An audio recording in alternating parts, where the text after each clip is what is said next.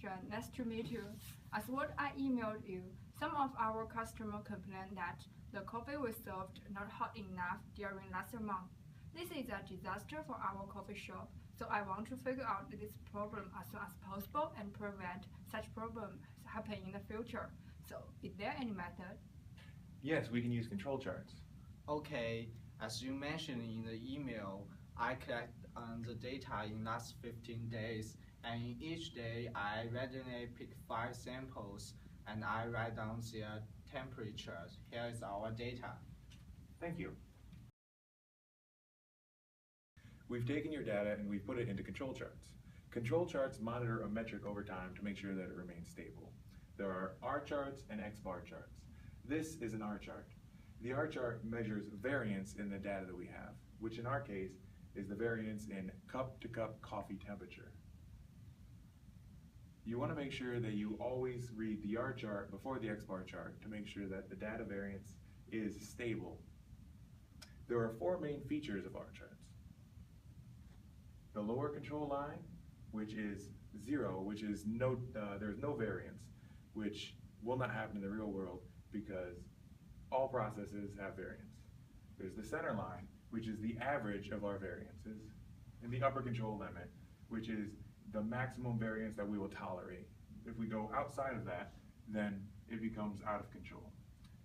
As you can see, our process is within control, and each data point is calculated with this formula. We take the maximum coffee temperature from that period minus the minimum coffee temperature from that period, and that is how you will derive each data point.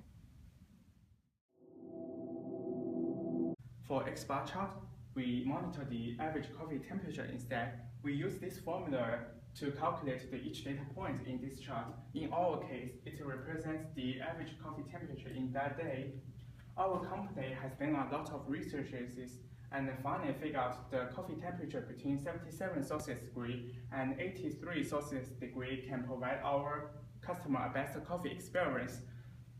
So the lower control limit is 77 and the upper control limit is 83 in our best practices, which means we clean our equipment well, train our worker properly, and keep all other operation process in control. We can easily make our coffee in this range.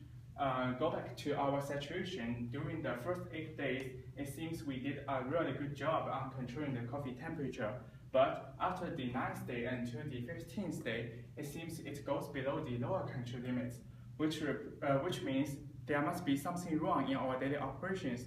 The next thing I need you to do is go back, check your daily operations, figure out the problem and fix them. I also need you to bring back the net data for next 15 days in next meeting.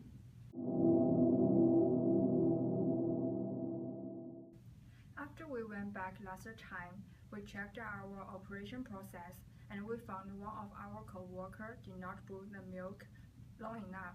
Thus, when she mixed the milk with coffee, the whole temperature of the coffee did not meet our requirements.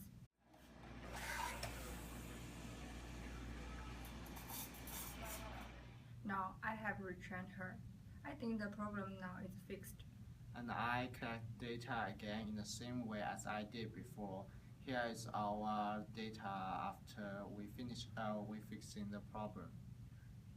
Now that you've fixed the problem and collected 15 more days of data, we've put them into control charts. As you can see, the R chart is in control, and the X bar chart is now in control. This is what we want. We want it to be between the upper control limit and the lower control limit. What you need to do now is to continue to monitor this metric and watch for any out of control processes. As long as you continue to use the same operation practices, you can use the same numbers as you monitor the metric.